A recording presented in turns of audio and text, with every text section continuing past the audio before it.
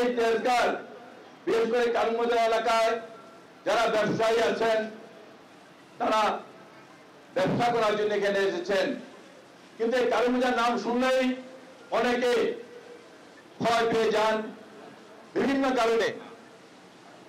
আমি পরিষ্কার ভাষায় দু একটি কথা বলতে চাই। যদি এখানে পড়াশোনার লোক থাকেন তারা আমার কথাগুলো একটু লক্ষ্য করবেন, আর যদি পড়াশোনার লোক নাও থাকেন তাহলে হয়তো তারা মেসেজ পেয়ে যাবেন। সেটি হলো কারুন বাজারে বিভিন্ন ডিস্ট্রিক্ট থেকে বিভিন্ন এলাকা থেকে এসে মানুষ ব্যবসা করে তাদের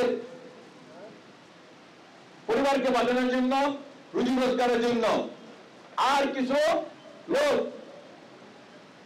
হয়তো গুটি কয়েক লোক যারা চাঁদাবাজি করেন, সন্ত্রাস করেন, তারা কিন্তু গুটি কয়েক লোক, তারা কিন্তু কোন দলের লোক না।